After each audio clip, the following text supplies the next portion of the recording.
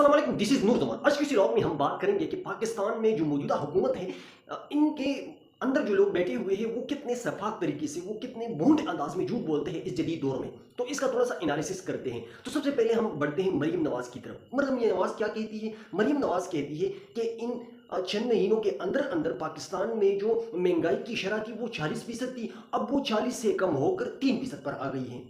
मरियम नवाज चूंकि इस वक्त जापान के दौरे पर हैं, तो उन्होंने जापान के हाल को देखते हुए इसके दिल के ऊपर मेरे ख्याल में दौरा फट गया है, और वो ये है कि इनको जापान भी पाकिस्तान की तरह लगने लगा है। यानी इनकी मतलब ये है कि जिस तरह जापान तरक्की कर रहा है, पंजाब और पाकिस्तान इसी रफ्तार से तरक्की की राह पर गामजन है।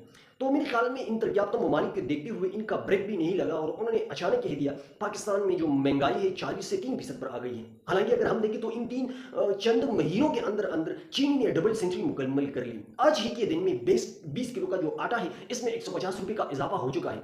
इस वक्त पाकिस्तान में जो बिजली की रेट है वो जनूबी एशिया की सबसे महंगी बिजली है। अगर हम पेट्रोल और गैस और ऑयल की बात करें तो इस वक्त पाकिस्तान में सबसे महंगे तेल जो है वो अपने अवाम के ऊपर फरोख्त किया जा रहा है। तो इस वक्त महंगाई की ये हालत है।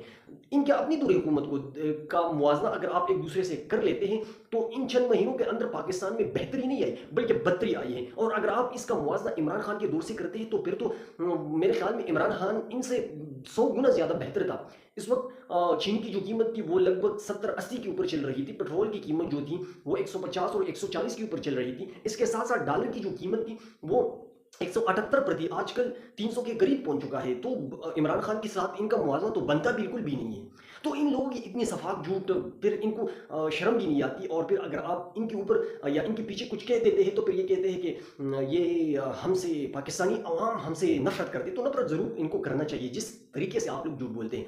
दूसरा, मुस्लिम लीग नून का जो अरस्तू है एहसन इकबाल, वो कहते हैं कि जिस मुल्क में इंसानी हकूक की तहफ़्फ़ुज़ ना हो तो उस रियासत की जो जान है वो खतरे में पड़ जाती है।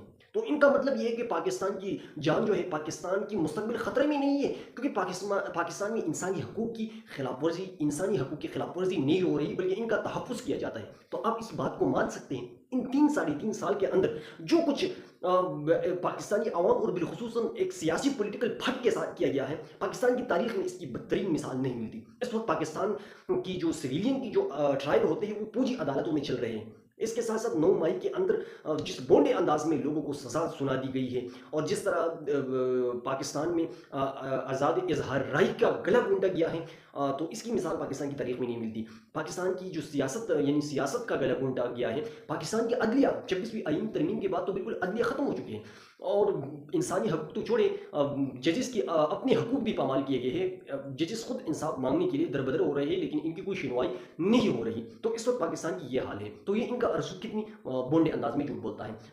तीसरी जो इनकी जानिब से इनका जो राना सनाउल्लाह है, वो कहते हैं कि मुस्लिम लीग जो है उस सियासी इंतकाम पर यकीन नहीं रखती। मेरे ख्याल में अब जो मौजूदा आर्मी चीफ हैं इसका सिलेक्शन करना मुस्लिम लीग नून का सिर्फ इस बुनियाद के ऊपर था कि इनका इमरान खान के साथ ताल्लुकात बिगड़े हुए थे, इमरान खान के साथ इनके ताल्लुकात अच्छे नहीं थे, इस वजह से इनको पाकिस्तान का आर्मी चीफ मुंतखब किया गया। और यही वजह है कि फिर आपके सामने कि जो हाल पाकिस्तान तहरीक इंसाफ की करा दिया गया है और जो हालत अब इमरान खान की है, तो इससे मेरे ख्याल में बोंडा अंदाज कोई और झूठ का हो नहीं सकता।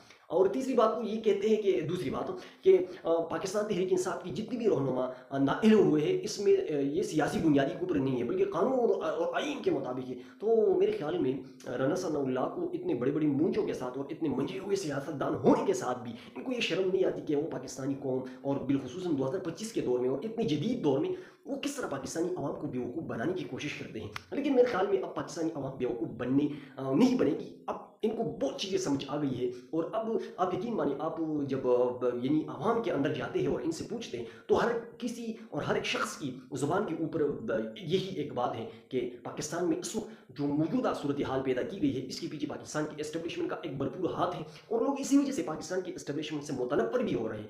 तो पाकिस्तान के कैबिनेट को यह सोचना चाहिए कि अब पाकिस्तान की जो मुस्तकबिल जो खतरे में पड़ा है इन लोगों की वजह से, इन चोरों लुटेरों की वजह से, इनसे जान छुड़ाया जाए और पाकिस्तानी अवाम की राय का एहतराम किया जाए। आज के लिए इतनी काफ़ी। इंशाल्लाह नेक्स्ट आने वाले वीडियो में फिर आप लोगों के साथ मुलाकात होगी। अपनी दुआओं में याद रखिए। उस